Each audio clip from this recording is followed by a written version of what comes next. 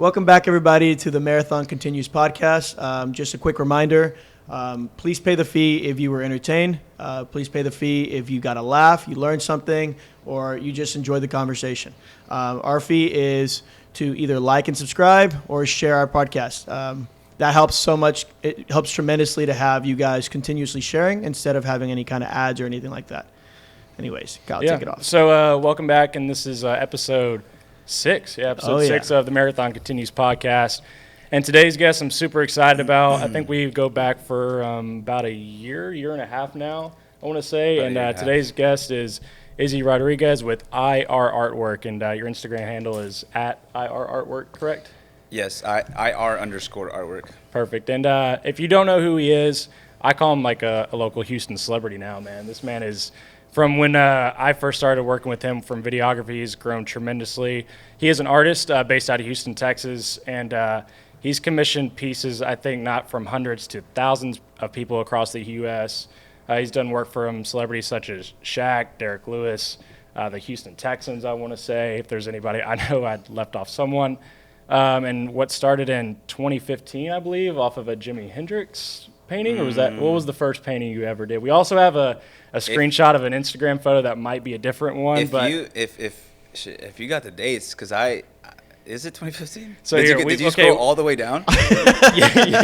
we went pretty far back. So we also have, because I'm not even sure if that's the first post. So we have two. We have one of the Jimi Hendrix, and then we also have this, and we'll show it on the screen here. Yeah. Is this the first one? Well, yes, I would say that's the first. Like, I would call that my first painting. Okay. Wow. Yeah. What was the inspiration behind? And like I said, we'll show this on the screen. What was the inspiration behind that painting? And like, did you have interest in becoming an artist? Like, was that always a hobby?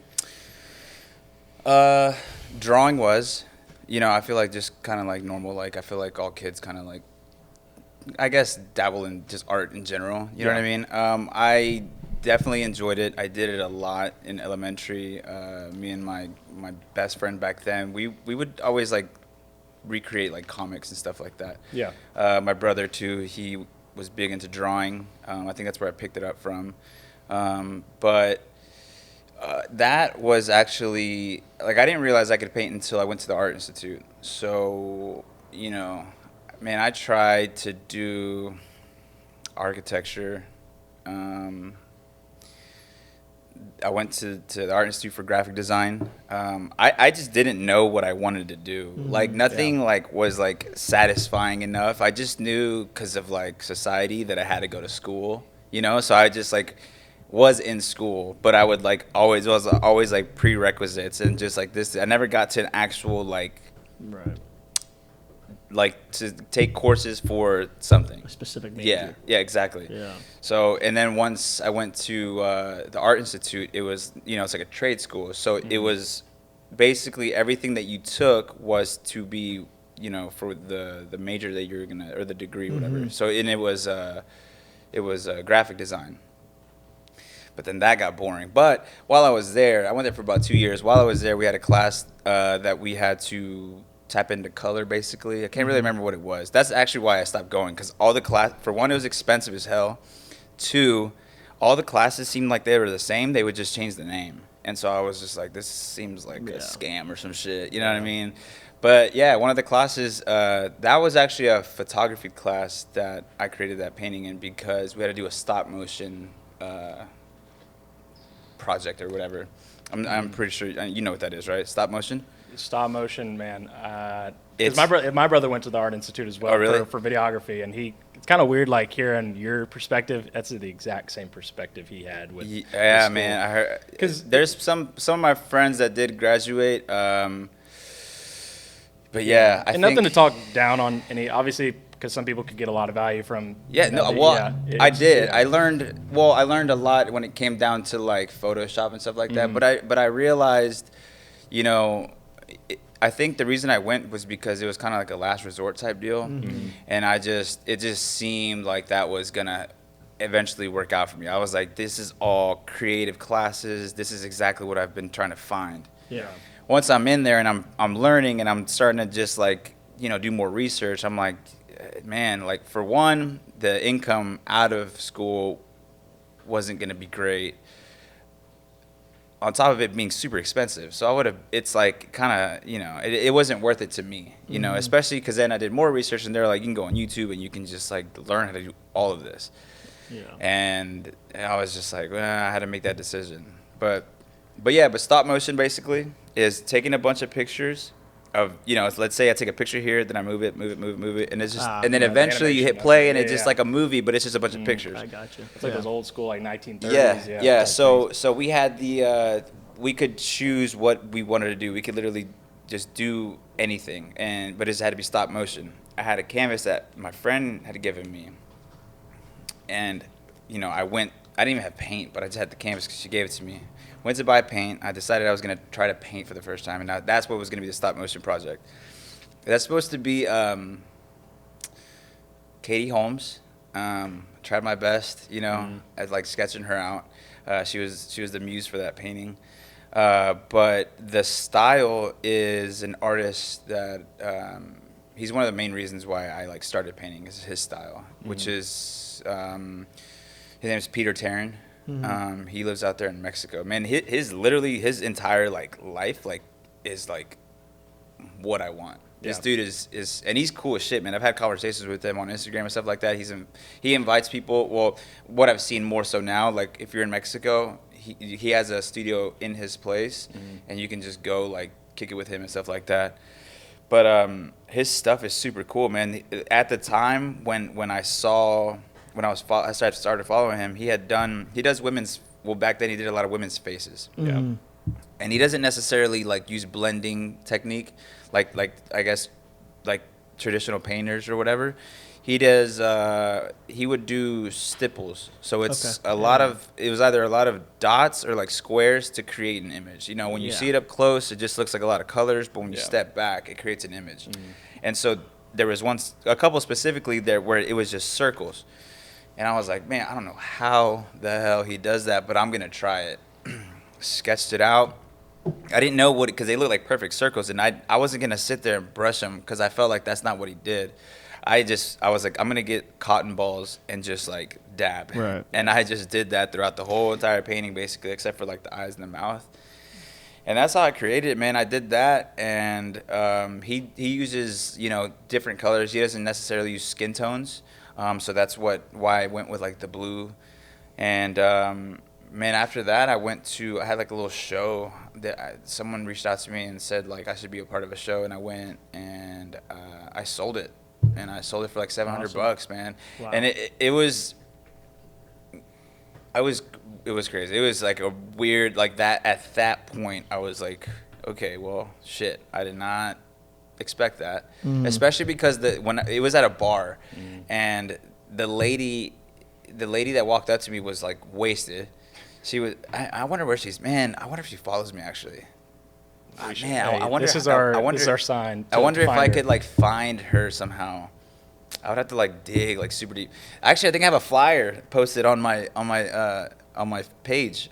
Yeah, I might have to go to it. I probably could. Anyways, she was super wasted, and she like comes up to me. She was like, I want to buy this for my friend. She was like, here's like my number, or my business card. He was like, call me on Monday, and we can talk about, me purchasing it or picking it up or anything like that. Called her. She was never in the office. I was like, damn. I knew it. You know what I'm saying? She's not going to get it. It was too good to be true, yeah, right? She's not going to get it. She hit me up like 2 weeks later. Oh, okay. Yeah, like 2 weeks later. And she was like, hey, it's me. I was the lady that was at the bar who wanted the painting, this and that. And she was like, I still want it. And I was like, yo, let's do it. And she wrote me a check, and then I went to go drop it off. And yeah, man, that was my first sale, I think. As far as like a piece, like a painting like that size, it was one of my first.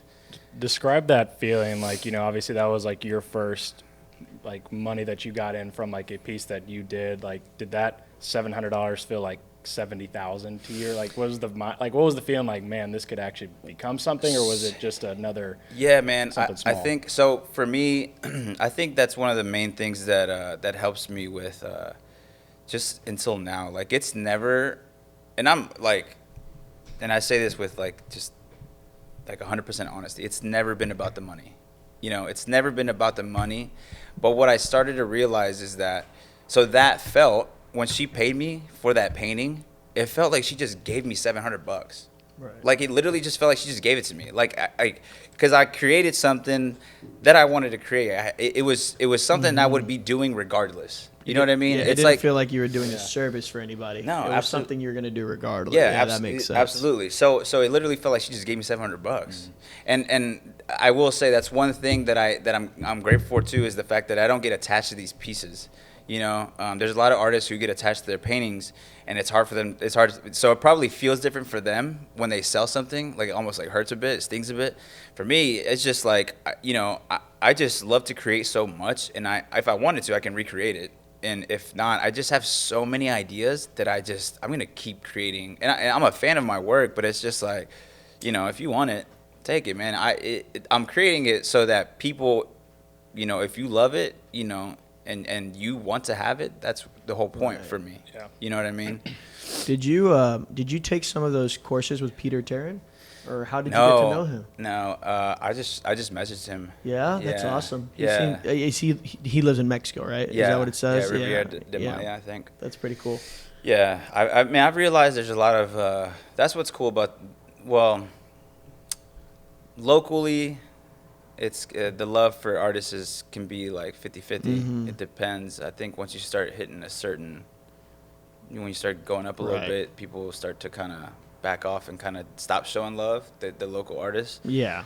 Which is kind of, you know, in my opinion, it's a little annoying. I don't really understand why. I think we should all, you know, there's enough for all of us. You Right. know? But you know, you have, for different reasons, you never know. I'm not really gonna sit there and ask. It is what it, but definitely you notice. But as far as like people, I mean, this dude has a bunch of followers. You know, there's so many people like that I've reached out to when I see them using like a certain brush or certain technique, and just any little questions, man, they're pretty good at like responding, and that's what's cool about it. You know what I'm saying? That's why honestly, like me, like I have nowhere near the amount of followers that he has, but there's artists that I've looked up to who I'm friends with now, and it all started with me asking them a question and them responding. So like, and you know, all I wanted was just some help, you know. And so like whenever anyone asked me anything, I respond to them. You know what I'm saying? Because like I'm doing what I was doing back then. Like I was just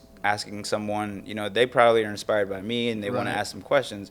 Of course, you know, where do you get your prints? What kind of paint do you use? Whatever, I'll tell you. I think when you have some kind of genuineness to the questions you're asking them, or like you really are reaching out to them, not just to chat with them, right? But to really learn something from who they are, and you idolize them and admire what they do. I feel like it's so much easier to help someone like that than someone who's like, can you put me on your story? And like, that are just asking for something that's going to make their life better instead of just digging into their knowledge. Yeah. And I haven't gotten too much of that. I did get some guy recently do that, and it was very. You gotta kind of like read the room, man. Like I don't. It's almost, you know, it's almost like how guys don't know when they're being creepy with girls. Yeah, that's a big. You know one. what I'm saying? Like just going to college, you learn like there's so many people that were like you're just like.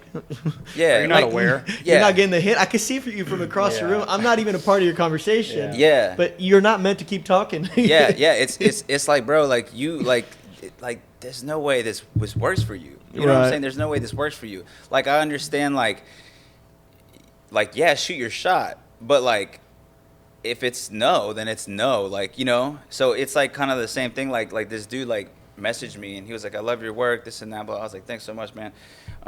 He was like, you mind posting, or I think he like, I don't remember, he first of all, he liked a bunch of my stuff, and then he messaged me, and then he was like, do you mind sharing some of my stuff?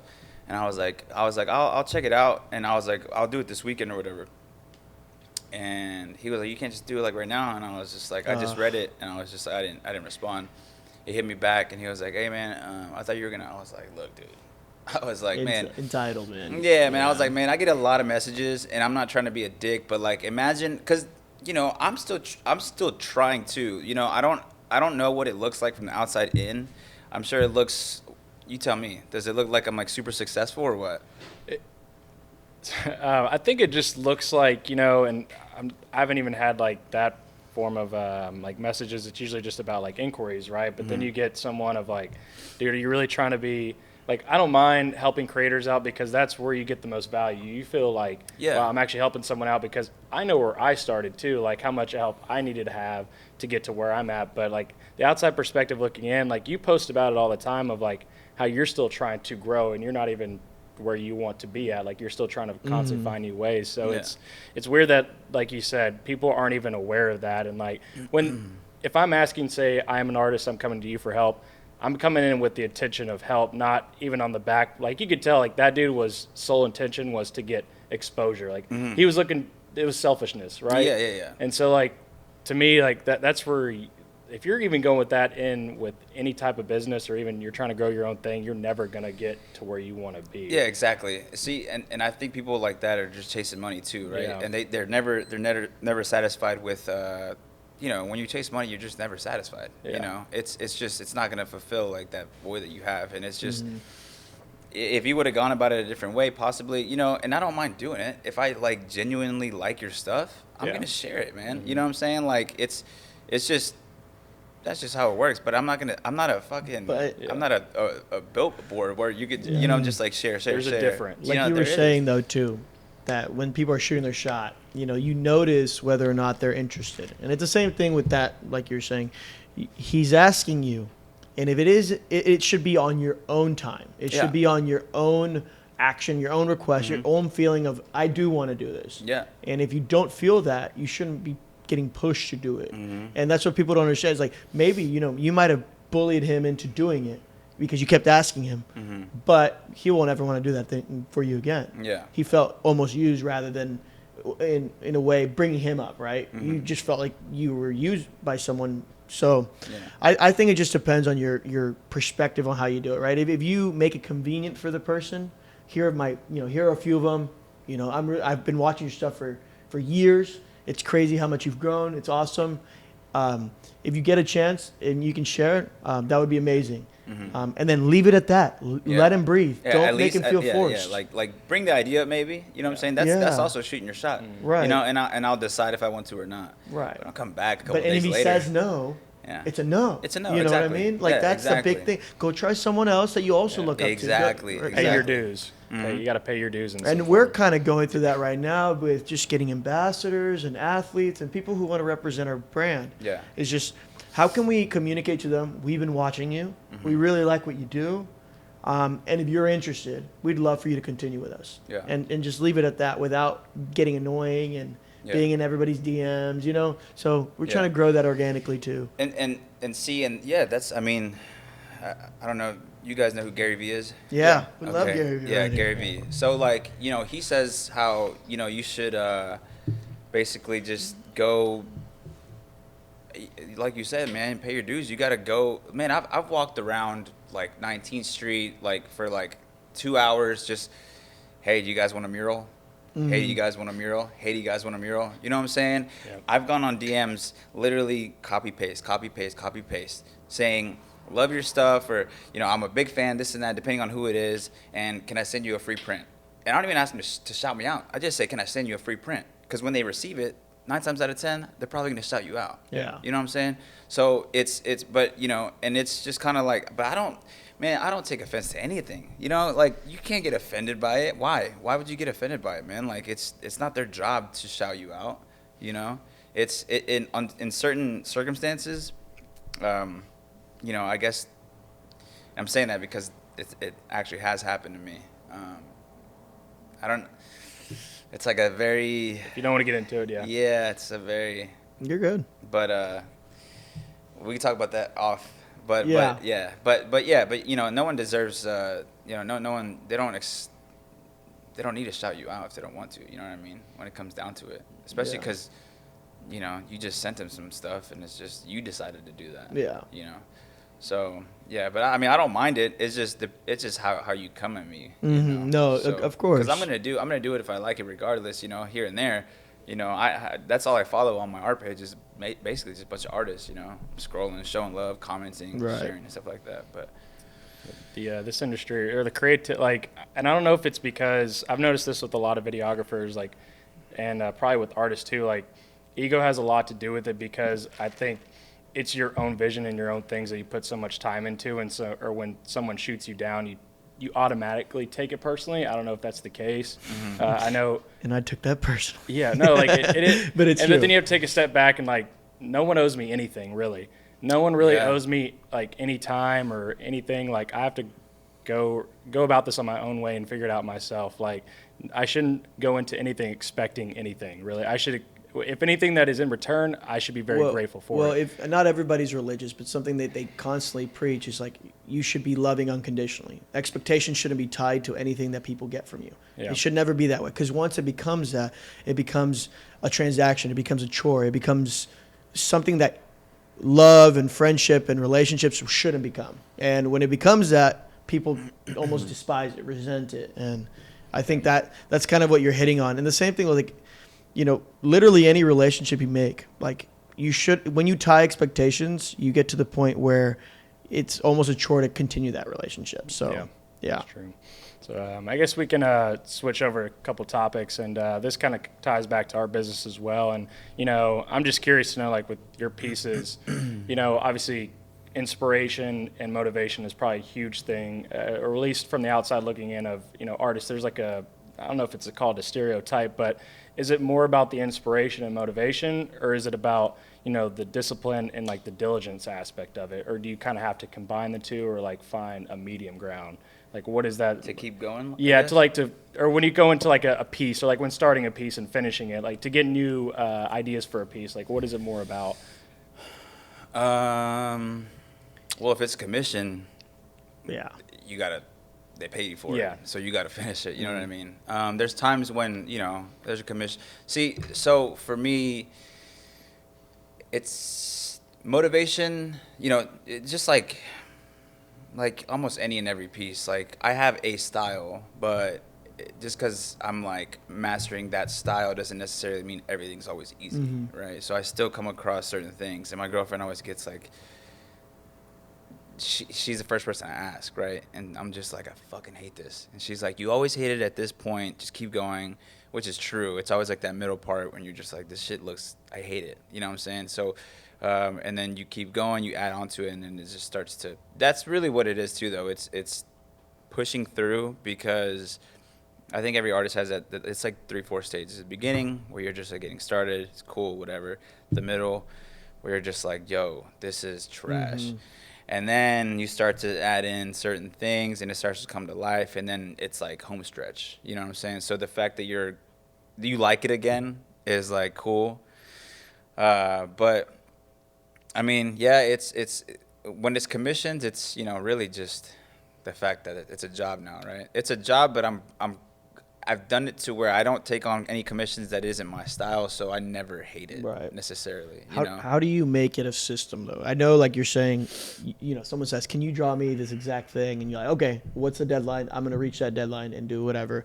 But how do you prioritize your time weekly? Like even if you don't have any commission art at the moment, do you in any way have like, okay, from 9 a.m. to 12, no matter what I'm painting, even if I have commission or not? Or do you like systemize it in any way?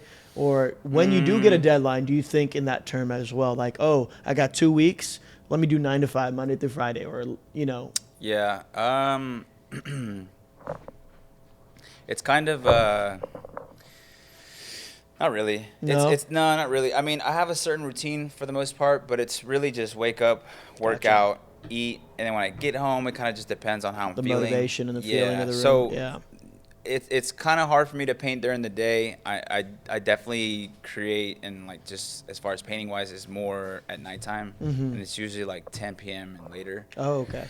But at this point, you know, it's not just paintings now. It's like prints, and then there's like, you know, all the in between. So it's like ordering shipping tubes. It's, you know, signing the prints. Gotcha. It's, you know, getting the prints together. It's going to the post office. More of a business now, right? Yeah. So, you know, it's you know, I do it all. So it's that, and then it's also like, if let's say there's a video I want to post, like on TikTok or on Instagram or something, you know, it's that alone takes easily like 2 hours, an hour and a half. You know, it's like even if I already have a video and I could just hit post, because I don't just do that. I let's say I do Muhammad Ali painting. Mm-hmm. So I'm gonna go in there. What I'm gonna do, and this is for all the artists who watch this, and they should know because I talk about it. This is for everybody actually. When you're trying to push, something online. So first of all, it's hashtags, right? Mm-hmm. So I look up the hashtags, see the hashtags that relate, relatable hashtags to that on top of like some that I already use. So I go look up that, get that together. Then I look up pages that could relate to that as well. Mm-hmm. Muhammad Ali, tag him, tag the page. Okay. I don't know if people still check the page or not, but you never know. Tag his daughter, tag boxing gyms, because that could lead to a mural, that could lead to canvas pieces as well, that could lead to prints, that could lead to anything. You know what I mean? So it's just all that, So I start doing research for a good hour or so, get all that together, and then I go in there, and then I do that. So there's, you know what I mean? It's not just wake up, paint, and go to sleep, and post. Yeah. There's so much shit that I do in between. Right. And so that's why, like, depending on, like, let's say today, like, when I go home, I have to pack up some prints. Yeah. And so that'll take a little bit. So, I try not to, because I do work for myself. So, like, I can pick and choose. And if there is a deadline, roughly painting will take me like a week. Mm-hmm. And that's, I don't know, on and off. I don't even know how many hours, but it's just, I just know it'll take me like a week or so. If it's going to take me longer, it's, I don't know. I got it pretty like down. But for the most part, yeah, man, it's kind of just random. Has your style changed at all over the years of doing it, or how? Painting wise? In the sense of like your system in place. Like right now you're saying more along the lines, a week's time of just getting in there and grinding into it. But before, was it different at all? I think it's about the same. Yeah? Yeah, it's about the same because it's usually, like I said, I try to paint during the day. And if I don't have any prints to send out or anything, like if I literally like, if I could wake up, go to the gym, get food, go home, and I don't have anything to do, I don't have any posts to make, I don't have any prints, and all it is a commission, it really just depends on how I feel. Yeah. If I want to lay down and just watch some TV, I'm going to do that. You know what I mean? I've noticed, though, like what you're saying is every single day you're taking care of yourself first, which is pretty awesome. Yeah, man, that's I didn't go to the gym this morning because I was working on a mural last night, and it was pretty late when I got home. But usually it helps, man. It helps. It wakes me up, Yeah. And what I try to do is I get on YouTube while I'm working out and just try to listen to like motivational videos or anything like that, podcasts or anything, and it just hypes me up. And as soon as I get done with that, grab coffee, grab food, go home, I'm ready to do whatever I need to do. Mm-hmm. I don't normally just go home and go lay in bed. That's if I do that, it's at night, but for like an hour or so. But for the most part, yeah, man, there's always something I'm doing though. Gotcha. That's pretty cool. Yeah. I feel like in everybody's role in their own business and stuff, there's always like a routine in play. You may not even understand that you have a routine, but it's there. It's pretty cool to see that in a whole nother realm of art compared to like nutrition. Yeah, and it's hard. And if you don't like take care of yourself first, sometimes you go, especially if you have like work, you have so many projects in line, that's like the first thing you think about. You'll go kind of stir crazy. Your mind will be all over the place. Then your relationships take a hit. Mm-hmm. Your art potentially takes a hit, and a big circle of things takes a hit because you're not as well as taken care of as you could have been. So, and it took me a long time to even realize that of like, it affects everything. Yeah, man. I think that's to me, that's one of the biggest things that pushed me to was when I had like my 9 to 5. There was always this point throughout my day. It was like, and it was. I mean, I started at like 7 a.m. up until like 5:30, and so around 1 o'clock was when I didn't hate my job. I didn't hate it, but like that hour, I hated it. And I think it was right after I got done eating lunch, and I felt like energized again, and it was like my brain was just like it switched to like kind of almost like inspired, like just the most energy I've had throughout that day. And I remember thinking, I wish I could work out right now. Yeah. But I couldn't leave. And I remember feeling like that for a little while and thinking like, what kind of job can I get? Because I was working for a natural gas company, and basically it was just like, it had nothing to do with art. Yeah. You know, but it was like inside sales, and it was like running a store almost, and I was the only one, and I was just like, 30-minute break, lunch break or something like that, and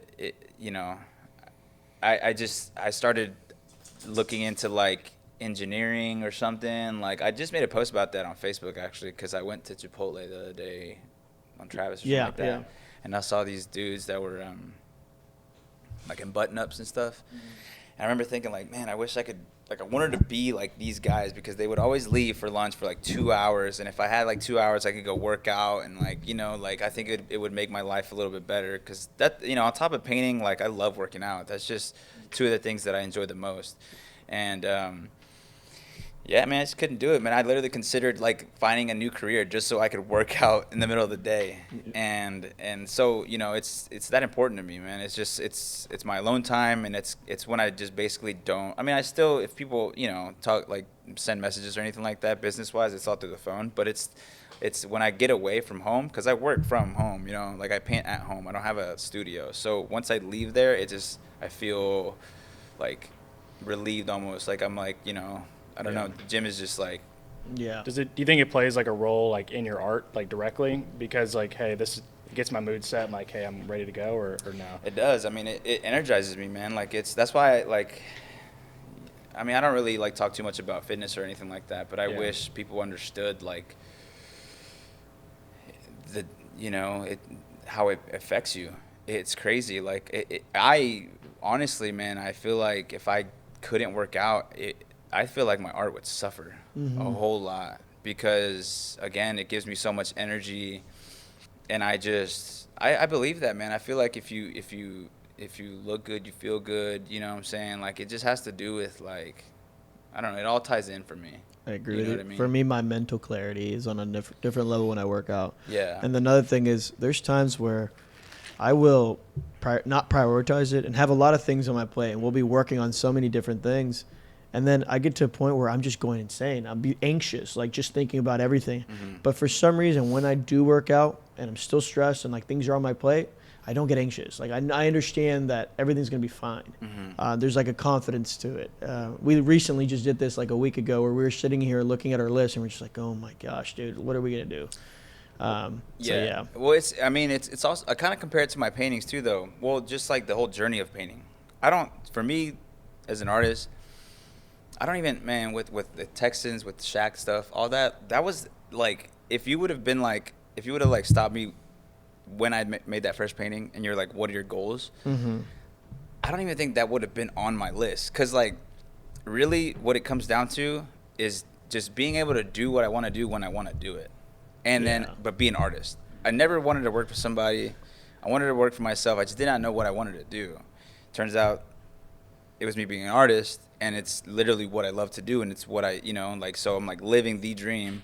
But like, there's no end goal for me. Like, it's not like, oh, whenever I hit X dollars, I'm done. Like, I'll be happy then. Like, I've been happy the whole time. Yeah. You know what I mean? So it's kind of the same way with working out. Like, you can literally do it till you can't. So like, you get that workout in, you feel good. Next day, you hit another muscle group, you feel good. And it's just constantly, you just still, you know what I mean? And for me, it's not, again, I'm not trying to be a bodybuilder, but they're like small wins every single day. Right. Yeah. You know what I mean? And we talk about that a lot, is the small wins, the compound interest, right? Like, you weren't worried about, hey, when I reach this point, like, this is where I cap out. It's just kind of not enjoying the process, but doing the process day by day, and then letting those results happen. And look where those results have taken you. Like you said, in 2015, you're like, my next goal was just to get another piece sold, or another piece painted, or whatever it was. And now you took that, and now you're from that starting line, you're in a race. You can't even look at the starting line now, which is really crazy, like, to even think about. And same for me with the video, like, work starting in, I guess, when I was in high school, like, to even be working with like the celebrities and it's not even like the celebrities, just the people that you've gotten to like make an impact for, like the people you've gotten to meet face to face. And like, when you give them the video, I guess you could probably compare it when you give them the piece of like, just their faces or like their reaction to it, like that's as fulfilling. And same with us for Hype Nutrition is, you know, when you said, hey, I had a great workout, like my mood is elevated, like it really gets me in the gym. Like that's, to me, is the best part. Like we've talked about this a lot. We're really not worried about sales. And we've said this, like, I think on 3 podcasts now, like we're doing the things that we need to do to help build the biggest community we can. Like that is our goal, is building a community. And I feel like that's what you're doing with, and like the art, I call it a brand. Like you're building a brand. I don't know if you really realize it, but it's like, to me, because when I even like see your posts, it's inspiration, like to get started, to get going. And a lot of influencers, I think they worry sometimes too much about the monetary value, and it's easy to get caught up in it, man. Like you see these people, you get the comparison game of like, man, this dude's doing this guy is buying this, and it's really not about that. When you really dig deep and what do you get the most value out of, to me, it's those little things, those little wins. So I'm not sure if you can agree to that. No, for sure. I agree 100%. That's, you know, and that's, you're right though. So like inspiring people, that's what I want to do. You know, that's one of the reasons why I started having my own shows too, is because I feel like, you know, when it comes to different people, I don't know what they consider making it or not, right? I think to me, it's just living comfortably, not having to necessarily worry about my bills or anything like that, right? Because I think that's one of, you know, when it comes to jobs and stuff and bills, it's like stress, right? But, you know, when that's taken away, when the stress is taken away, but it's, you know, like for you guys, if the money isn't necessarily the objective, like we all want money, we all need it, but the money's gonna come, man. Like it's almost inevitable. Like if you believe in yourself, like 100%, and you believe in your brand or your product or anything like that, if you honestly believe it, and I'm assuming you do, because then why else would you be pushing it, right? The money's gonna come, man. It's just like it's you just got to keep working, you know. You can't stop or slow down when business slows down, you know. So if business were to slow down for me, you know, like I said, I tried to have commissions lined up, but as soon as like I feel like it's slowing down, I have to kind of like get myself out of the headspace where I need to be booked. Because these are all things that people, you know, people like my work when it's commissioned still, because usually it's like a celebrity or like an icon, someone like that, right? But regardless of the fact, like I got here because of the stuff that I was doing for myself. So like if I don't get any commissions, I'm still gonna create art, you know, and then people are still gonna like see the stuff that I have to offer.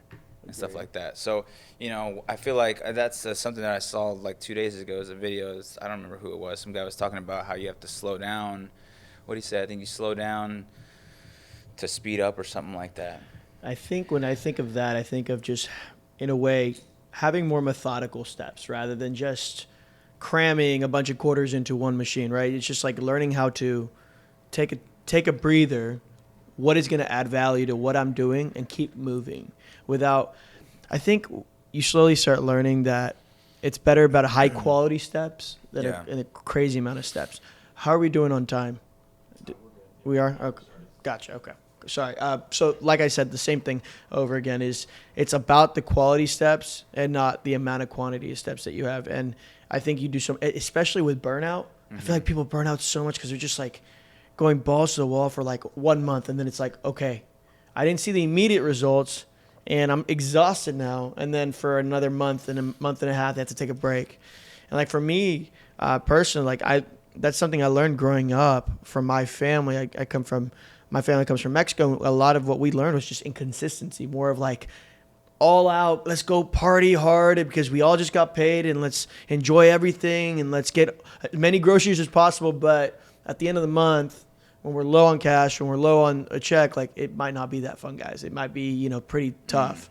And I've slowly, after I moved to Houston, I've learned a lot of consistency based on the role models, my teachers, my coaches. All they did was like show up every day. Show up every day. Don't push yourself like crazy. Just do good work. You know, be consistently good, not inconsistently great, right? So I think that a lot about just any company that you do. Yeah. It's crazy. And when you do look back, also like with reflection, do you like to reflect a lot like on what you've done, or is there a point been where like, damn, this has happened, like I'm here, Like, does that come across your happens, mind? Yeah, it happens a lot, man. Like, just, I just got a Jeep, and I've been wanting a Jeep since high school. You know what I'm saying? I'm 33 now, and it's just, it's just crazy, like, that's what I'm, like, man, I don't know, it's just hard to explain, man. I'm, like, super grateful, like, so incredibly grateful, man. I was just about to say that. I feel like you're saying that moment ties with gratefulness at the same time, and I bet you're going through it all the time lately. And I think, honestly, my favorite thing about what I do is, like, how you have to, like, do the work. It's, the inconsistency. Nothing is, you're not working 9 to 5. You're not getting that consistent check. You're not, you have to, if you make a painting. Let's just say I don't have commissions for a month and I just create my own pieces. I create a piece, it doesn't sell. Cool. Keep going. Go to the next piece that you want to create. You know what I mean? Dude, the Bob Marley piece, did you see that it sold like 2 days ago? No way. I've had it for like 3 years. Wow. I've had it for 3 years, man. That's what I'm saying. Like, it's people, like some people would have like probably given up because they would have been like, dude, my shit's never going to sell. You never know, man. One of the things that I try to like to get people to realize is like in Houston alone, I looked it up. I think it was like 6.7 million in Houston, I guess like surrounding areas and stuff like that. If I wanted to just try to sell art in Houston, let's just say for some reason I just declined everyone else. And it was just like, nah, just Houston. I'm just going to focus on Houston. Bro, I could be a millionaire here, with this market alone. Just right? Houston, just one city, right? But I'm talking about one city. So now let's be realistic and talk about the whole fucking world. You know what I'm saying? Like, bro, you're going to get so many people to say no. So many people before there's so many people, right? There's so many crazy. people. The thing is just either A, the right people haven't seen it, or B, just enough people haven't seen it. If one person out of 1,000 say yes, man, you're gonna be you're gonna be good. Millionaire. Yeah, exactly. But the way that it works is once that one person sees it and says yes, man, that person knows 1,000 more people. That person knows 1,000 more people. You jump into their their bubble, their map, the people that they're connected to. So it's just crazy. That's why I think posting is one of the biggest things that can help you out. You know what I mean? Using the things like I just call them tools. Basically, it's just like the hashtags, putting a location down. Like I got the Shaq commission because of the hashtag Houston artist. You know what I'm saying? And I have this one of my buddies, Trey. I did a podcast with him a while back. This little joke about how someone gave me shit on Instagram about using the hashtag pomegranates. It was a bundle of hashtags that I found when I first started posting a long time ago, and I kind of just saved it in my notes. And then sometimes it's like a go-to. I just copy, paste all of them. And I think it was based off of like what was trending then or some, I don't know. Yeah, it was just, and one of them is pomegranates. Yeah. I think I've sold 2 prints because of that. Yeah. And they weren't here. They were like in a different country. Yeah. And someone gave me shit because they said that I was stealing from the people who actually need those hashtags or something like that. They're like, this has nothing to do with art. Like, why would you post? And I'm like, look, That's bro. just hating. Yeah, I was like, bro, if you can't sell whatever you're selling, that's not my fault. Yeah. Like, obviously, my thing was more intriguing, So it's just like. Well, the thing is, they signed up to accept your offer, right? They signed up to buy what you were offering. It's not like you forced it down their throat and said, buy this painting, and that's what you're going to do, and you're not going to buy some pomegranates. so I mean, it's not. I mean, that's awesome. Yeah, we talked about making a T-shirt hashtag pomegranate. Hey, if you order some, we'll get. We'll go in there. It's weird though, like when you get that, like, and obviously we're so small, like I don't think we've even experienced that, or we've actually one little thing like on YouTube. I think we've gotten one dislike or something like that, and one hater. You haven't got any trolls yet. Yeah, and so what's crazy is, but if you think about it, like that means we're doing something right because the buzz is happening, and that means there's equity in that person's head. That means Yeah. they're still thinking about you. So Yeah, you got real estate in his yeah, head. exactly. Yeah, And so and hey, it's planted. It's obviously planted in there. So Yeah. but also you can't look too much of that, because there's a whole greener grass, a whole green field over here, and you can't look at the one, Yeah, I made a video, not response to this one guy who commented. Hashtag pomegranate. Yeah, no, it was a different guy. Some guy gave me shit. I think it was the same guy. Some guy gave me shit because I made a post. I posted a painting, and he said my shoes were too clean. He was like, "There's no way this guy's an artist. There's no way he painted that. Just look at his shoes." And I was like, "Damn, bro, like really? You know what got I'm saying? haters. Like it's crazy how you like reach so hard like that. Like you sound like so upset over what?" And but I think he posted that or something like that. The cool thing about the people that follow me, and I think that's what's cool about like creating your audience, right? Like, so I post what I'm gonna post, whether it's controversial, whether you agree or not. You're gonna follow me if you want to, and then if you don't like it, you can unfollow me. That's the whole thing. I've always been like that, just very transparent. Like, I'm not here to please everyone, because even if I try, that's not gonna happen. It's never will. It's Never. Yeah. So like, what's cool about that was I think he commented that, and I kind of left it alone. I think I went to sleep and I woke up, and like the people who follow me jumped on that comment, and they were just like going at it. and shit. That's what you want, right? Yeah, and I just didn't have to do anything. But like he was being super like disrespectful like on at one point. And I don't know, I just had the urge to like create a video talking about, basically I didn't direct directly at him, but just the people like him, the people who tried to like maneuver you into different, to like, cause if it wasn't, cause I have thick skin, man. I think you can say a lot, and not a lot's gonna offend me unless you like dig deep, like say something about my mom or some shit. You know what I mean? But even then, depending on who you are, I probably just be like whatever. But there's people out there who are just, self-conscious about their work or anything like that. And someone can jump on there, say some shit, and they're going to be like, I don't want to do this shit no more. You know what I'm saying? So that's why I made that video. It's kind of like to understand that there's always going to be people who don't agree, who just aren't fans of your work. But that's, again, there's a lot of people who are going to say no, but there's a shit ton of people who are going to agree with you. Just the right people who haven't seen it. You just got to keep going, right? Yeah, exactly. I think, honestly, as long as you are being 100% truthful with yourself, and you are being right to yourself, like, I think continue doing exactly what you're doing, as long as you are true to yourself. And slowly, like, your own mind and everything you go through, you're constantly just giving yourself pressures and realizing what's wrong, what's true. And slowly you learn, like, oh, okay, so I'll just keep walking down this path, and if anybody's against that, I've justified it to myself why this is right to me. Yeah. But yeah. It's kind of like that intuition. I think it's the last time we talked was at Total Nutrition. I don't know if you remember, like I was telling you about the hype thing. It's kind of like the gut feeling, right? Yeah. And I know you're a big, advocate of that, is like, you always kind of have that gut feeling of what's right and what's wrong, and like what I should be doing at this point in time in my life. And I've done that, with going full-time with the video business, now wanting to go full-time with hype. It's just having that intuition of saying, hey, I believe this is right. There's something, it may not be right now, it may not be next month, it might not even be next year, but something in my mind is telling me, hey, this is right, and I should really go for it. And there's anything that you do, there's always that voice in the back of your head when you're doing something wrong. It's telling you. Sometimes you push it back way further than it should be, and you end up doing the action what's wrong, but it's there. Gut feeling is, I think, it's very But true. then you live and you learn, man. Yep, it's just all about the learning process. Yeah. But I know we didn't want to take up too much of your time. Like I said, we really appreciate you coming out here, man. Like I said, we're just trying to, like you said, it's kind of weird, that circle thing that you're talking about. We've noticed with our business. We're two guys. We're trying to tackle 40 different heads right now of growing a business, and our circle is, we want to expand it because we can only grow so much with ourselves. So, just expanding that community. But we wanted to ask, one more question, and, I think we kind of want to do something, maybe consistent with all of our guests. But,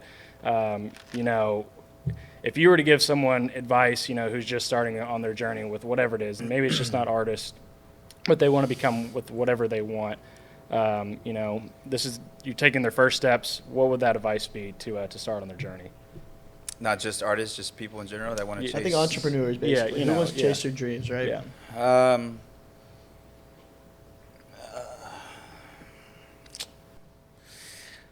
Well, okay, I can say something that's kind of helped me, and I think some people, well, Gary Vee talks about this shit all the time too, and I agree 100%.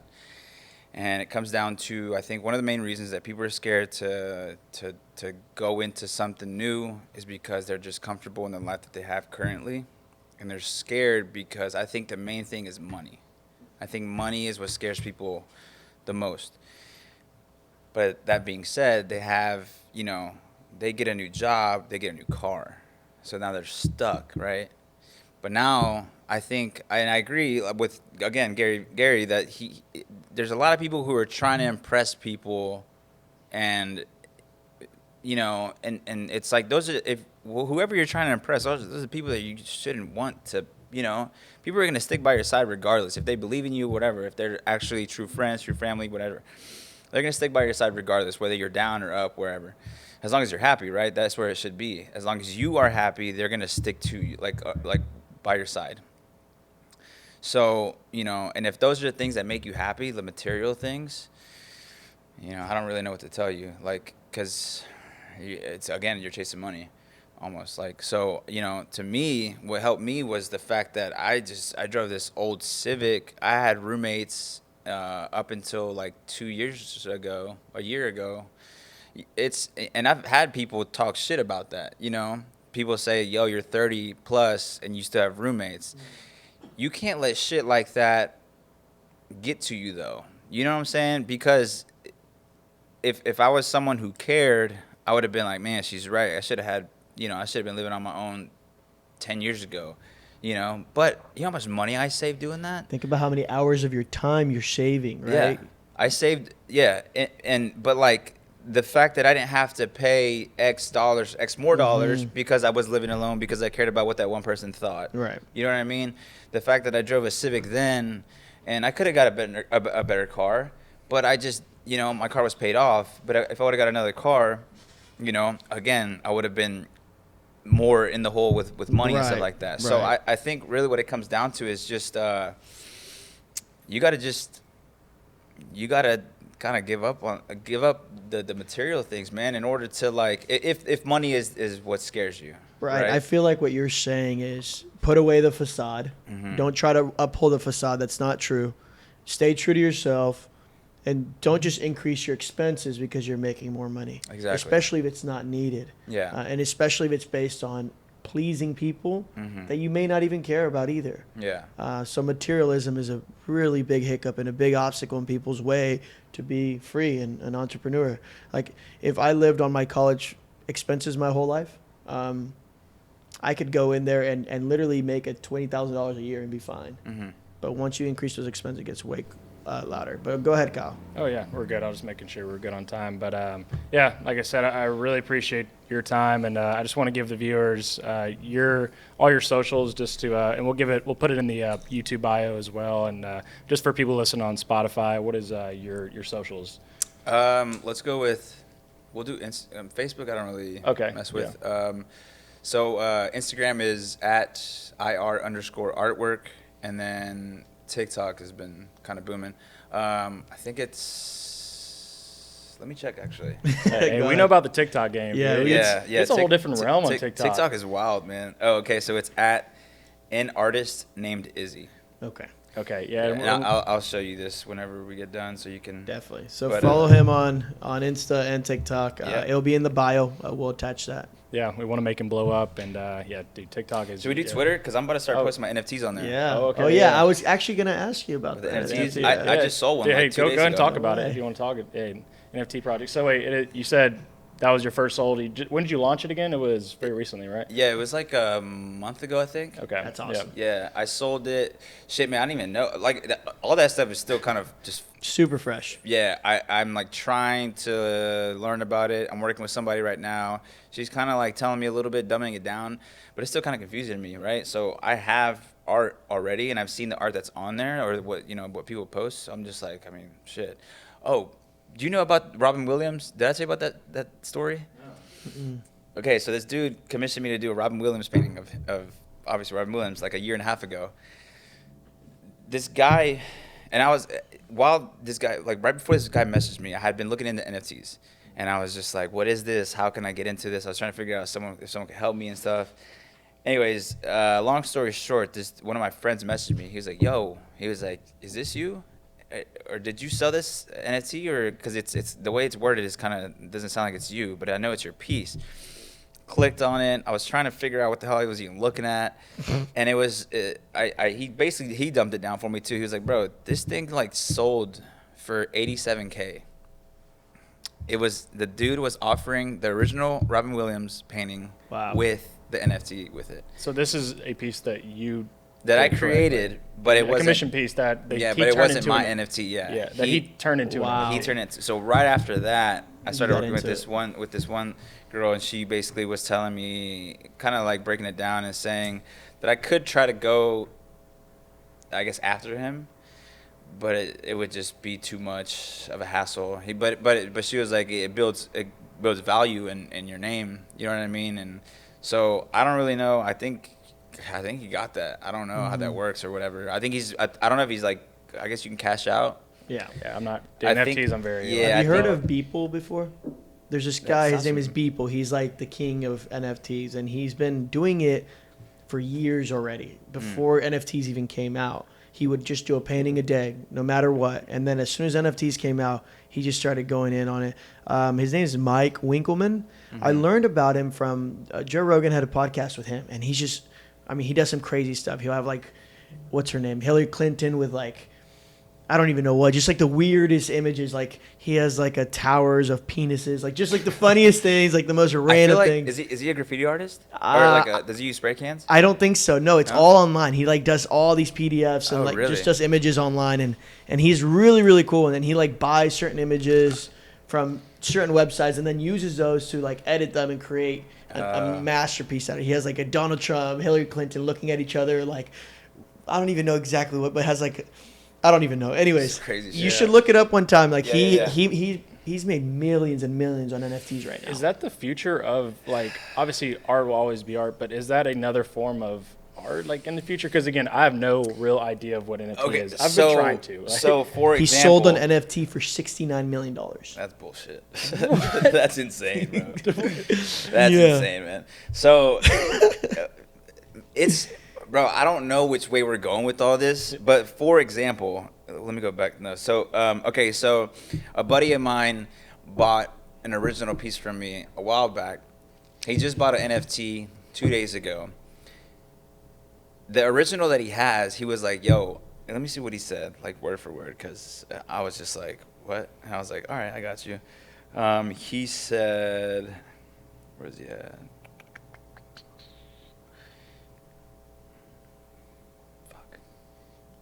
Yes. He's right here. So what it says right here is he had sold nothing over $100 until October of this year or last year, and he sold an item for $69 million. God. See, that's dope though, man. That's That's motivation. good for you. That's good for inspiring. You. Because I sold 2 NFTs for like 200. And so just hearing that, you know what I'm saying? See, people give up. They hear that and they're like, I'm never going to get there. Yeah, I'm that's just one guy. Yeah, right. Bro, if he could do it, I could do it. Shit. But he said, so he bought that NFT like 2 days ago, and he goes, he said, "Bro, I need that Houston piece as an NFT. Need for my condo in the metaverse." Wow. Yeah. Dude. Yeah, there's a bunch of people in that right now. We could have a whole podcast, I feel like, on that. Yeah, just so like I was like, I don't know what I know, I guess, like from what I've seen little videos, like Yeah. it's like it's like a digital house or something like that. People are selling, and Real from what estate. I've seen, actual pieces of properties for hundreds, millions, hundreds of thousands of dollars Snoop to Dogg. millions. Have you ever been in Snoop Dogg's community? He has a He has a community. metaverse community? Yeah, he has a community as well. Yeah. Anyways, it's pretty.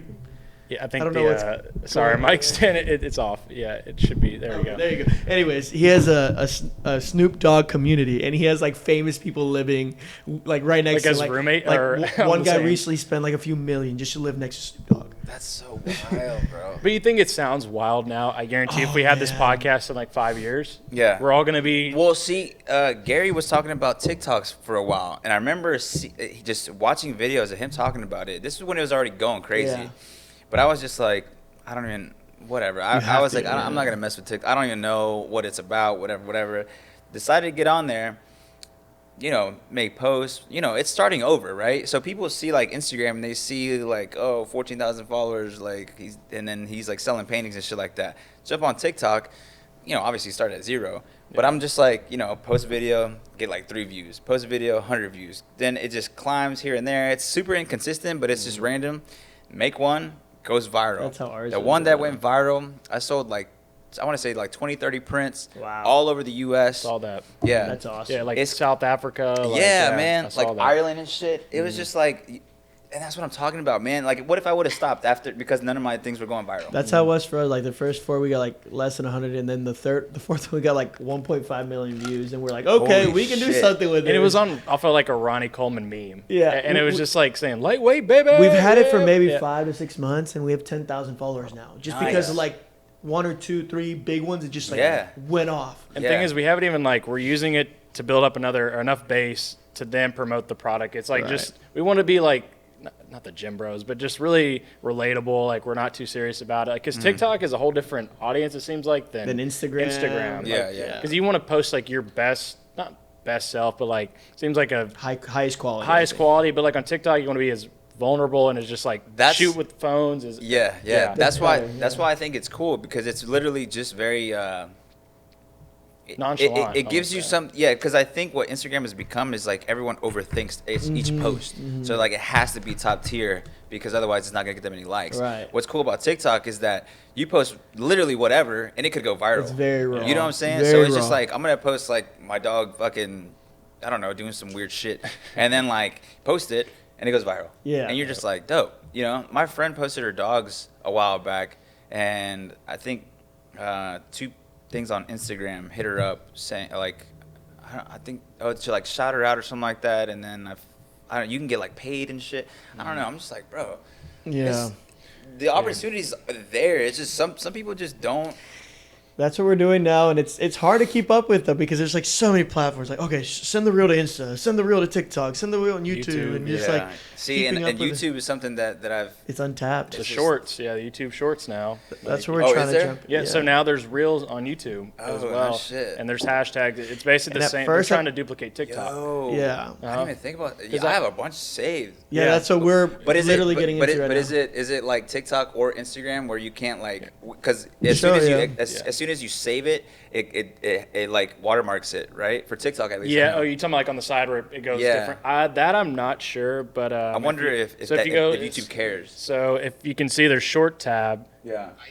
and then That guy. Theo Von. I love it. Theo, shout out to Theo Von. Yeah. He is hilarious. Having like riffraff there, just Yeah. like, but yeah, if you keep scrolling and like, It's yeah, just like any So other it's literally reels. like it's okay. TikTok, yeah. Oh, and- that's And what we dope, found man. value in is like, honestly, I think the most valuable subscriber or follower or any friend or whatever, we call it at any platform, is probably a YouTube subscriber. That seems to be the most valuable.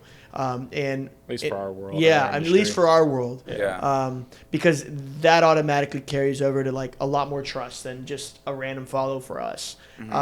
So what we're going to be doing now is just throwing our reels on there as well. Not, maybe we might not get many likes, but all those views and your name just continues to be Well, thrown yeah, out because there. it can Right. always just connect to everything else. Right, exactly. So is there like hashtags and stuff like that on there? I believe so. I think you do it in the captions. Again, we just started. We haven't even posted our I have first to look short. into that, man, because Yeah. I have some shit saved. If anything, Yeah. I can just throw it. That's essentially what I did with TikTok. Is what I had on Reels, I started pushing over to, Right. and luckily enough, the one that I saved from the first TikTok video that went viral was from a Reel, and they say don't like do that because TikTok Swap won't it. push it or something like that. Oh, really? Yeah, I think like if like they say to like, or they say to film it. I guess if you can do it on your phone and on an app, if you want to do it through Instagram Reel, save it before you post it, but don't post then save then go to TikTok. Does it have and the same for the opposite? Like when you save it, you know how it has the watermark. Do you post like your TikToks to Reels? You can, but Does but it no? Yeah, so 'Cause I'm wondering, So 'cause we did Instagram, that. yeah. So Instagram, but that's what I'm saying. So I posted it on the Reel, saved it, then put it on TikTok, because I think Instagram has a little watermark thing too. We just started posting reels, like, because we were all just about posting, and so again, a whole new world that we're trying to learn. Yeah. So from my understanding, is the best way to do it is to save it without posting first. But you can't, if you're gonna film it on TikTok app, it won't let you save unless you post it. Yeah. On Reels, you can build the video or whatever, save it, and then post here. Luckily, I just do it on Adobe since that's my main job, just video editing. So if you got it like that, then I mean, but that's something that I learned, because apparently they just won't push out, because they're like marketing for the wrong, you know what I mean? Because they're like competing or whatever. Sorry, I just had a random thought of like, what if you, like, in the metaverse, I'm just thinking you do a lot of graffiti, like where you've done like pieces like that. What if you got commissioned to do like a piece? Because I saw like on the video. Did you see like where it like popped up from their phone, like you're in the meta world, and it went from like the phone to like the wall. I've seen and somebody it was like do art.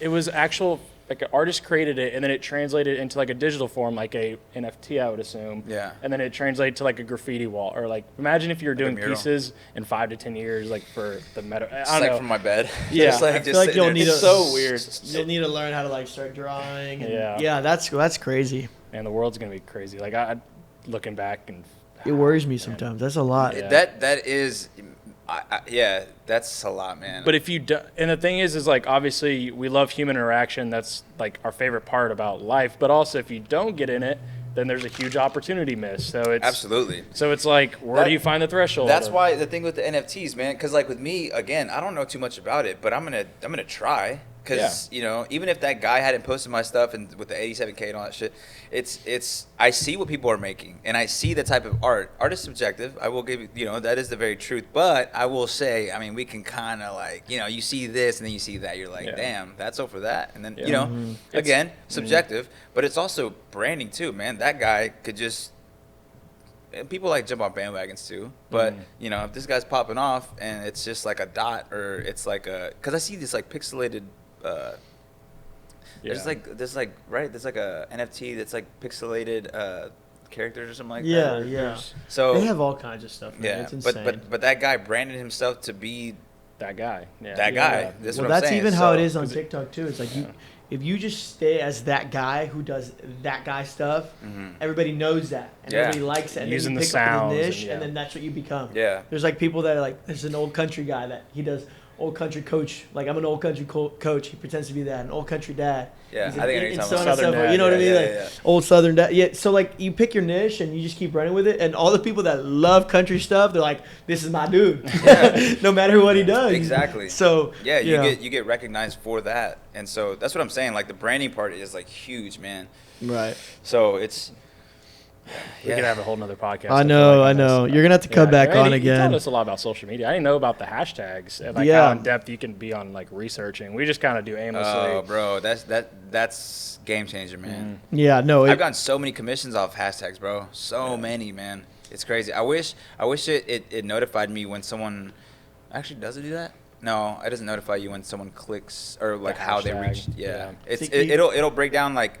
It'll break down like through hashtags how many people saw it, like the post, but not specifically which one. This is on Instagram or TikTok? On Instagram. Okay. Yeah, like the analytics, it'll show 4,000 people through hashtags, 2,000 through like your friends or followers or whatever. See, this is like, it's crazy because you think being a video creator, I would already been on in that, but again, you spend most of your time creating.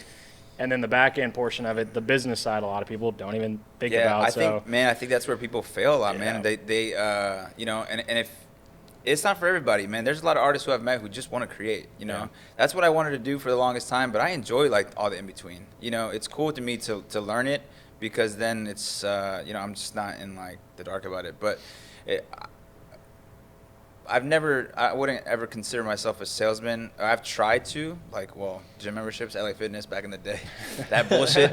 Yeah. But when you're not passionate about something, I guess you suck at it. You're not gonna be amazing at it. Yeah. Right? So I'm like super, obviously, super passionate about my artwork and all that stuff. So like I feel like whenever, that's why I like to have shows and stuff, man. Because when I can speak to you, I feel like you're probably gonna buy a piece of mine, like especially if you show interest or something. Because like that. you get invested in the person who created it as well, and not just a piece, right? Yeah. So that's pretty cool. Yeah, that's why we're saying YouTube subscribers for us is such a because valuable you can currency. be the most vulnerable on YouTube, I think. You have more time to do that. Yeah. And it's almost like it takes more effort to be a subscriber than anything else, I think. Yeah. So a subscriber is like a follower, right? Correct. Yes. Yeah. So Okay. it gives you notification, like when like on TikTok, you have the following page. It'll notify you, say, hey, Hype Nutrition just posted a new video, and it'll come up to your recommended. You know, when you go on YouTube, you watch a podcast, it'll recommend more podcasts. Yeah. Hype will be like on the top or like the second or third video, and there's a subscription tab as well. So, but it's kind of like with TikTok, you're the most vulnerable, and it all interconnects. But Did you guys have to do like an intro video or anything, or do you kind of just start posting? I think our first most people like well-developed channels, they do have like an intro. I don't think you need it. I think people just start posting, but once you get really well off, you like, okay, let me post an intro, a good high quality one. Okay. And then you almost pin it. Yeah, Pin it. you pin it to where people know that's the intro now. You know, Gotcha. so however you want to do it. Yeah. Probably just build a buzz at first to see exactly, maybe and see where it goes, and then post. And we're trying to use that to our asset because obviously that's my full time right now is content creation. So we're trying to be the best YouTube because really YouTube is still really young, and so is NFTs, and so is TikTok. So Yeah. Do you think YouTube is young? Well, if you think about it, right? Think about when we really started. Like I think when it really became a part of our lives was when the iPhone came out, right? And not even then. True. So like when you really start digging into it, we're 10. Because it used to be like the Gummy Bear song, Right. like We're when like we 12 were years like deep. 12 years, yeah. Which doesn't seem like a lot for us, because for us, what's in is like trendy. This summer, this is in, this is. But I think for technology reasons, it is still a baby. I think it will become like 20 more things before it dies out one day. Because it gets intimidating, But right? Google's behind it though, so it might not ever die out. It just might transform into this whole. It might become a new They're probably metaverse 20 years from now. They're gonna tap into some like new age shit. I bet. I mean, think of. And if you already have could you a imagine if the following on there? videos were 3D, like Holy Hologram. yeah, all you do is just you throw in can the thing basically and you see can the click on. warehouse while we're talking about something, and like you can see all the. It gets They're gonna tap into some. I used to be like, what the heck? I don't get how old people don't know how to look at a phone and like figure out what's going on and stuff. And I'm never gonna be like that one day. And like literally in this moment, I'm already feeling like uncomfortable about the metaverse, and much less what it's gonna be one day, where I'm not even gonna know how to handle it. It's a lot, man. Yeah. All of it is a lot. Like there's little things, like even just understanding like little things like algorithms. Yeah. Like TikTok, for example, my girlfriend just started TikTok like 2 weeks ago. She has like she does like mental health blogging, and she like advocates for mental health. That's awesome. Yeah. But it's a jewelry line, and so she started a TikTok.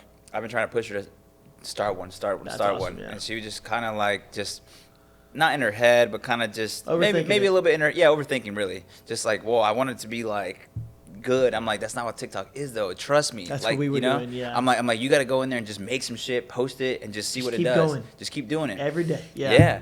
So she has been on there for about 2 weeks. She has like 500 followers, but her things are going like numbers. The numbers that's are there, awesome. better than mine. Yeah, and that's she's what making you like need. 3 videos a day. You know what I'm saying? And it's all kind of related to mental health and stuff like that. But mark my words, she's gonna be in the next month or two. Her I feel like following's it's gonna so be easy, high. so easy to just literally do that for a living, man. Like Yeah, even social man. media in general. Yeah. Like just constantly be building your brand every day. And if you do that for like a year straight, where you're truly grinding, truly giving it your all, you can be like a whole new person in a year. It's insane. Man, there's people so with TikTok, I don't know if you guys follow people. I don't follow too many people on there. I kind of just leave it on the For You page. But I've noticed, man, after a certain while, the same people start coming up. But I've noticed that we out? No, we're good. Okay. Sorry, actually, I'm just gonna go ahead and that was a lot longer. Yeah. That's gonna be dope. So, but all right. Well, I know we don't have any more camera issues for like the third time, but dude, this has been. I know we could talk probably for like 2 more hours. Yeah, dude, this yeah, thing. man, there's a we lot to could talk about, Yeah, man. it's crazy. So maybe second episode. Yeah. Who knows? But Down. before you move out, or I think we should do that right before I move, right before I head out. or That'd be awesome. or Yeah. even do like FaceTime in the metaverse. Yeah, right. Meet us in the metaverse. Podcast. That would be pretty cool. Yeah. Actually, a metaverse podcast. Okay. Yo. That would be Yeah, dope. yeah. And we're like on the couch. You know, like the virtual self, like you're sitting at a table. I feel like for convenience sake too. Yeah. Like anywhere in the world, you just get in the podcast with The homies. And Yeah. Anyways, continue. Imagine, no, I could get, never mind. But like I said, this is the Marathon Continues podcast, episode 5, and 6. I'm sorry, I'm getting lost track here. Like I said, we're gonna leave all his socials in our description, and like you said before, if you learned anything, I think we talked about a lot. Make sure to just be really grateful if you share, like, and or subscribe to YouTube or follow us on Spotify at the Marathon Continues podcast. So, just close it out. My name is Kyle Novak. Israel Rodriguez. And thank you for watching. And the Marathon continues.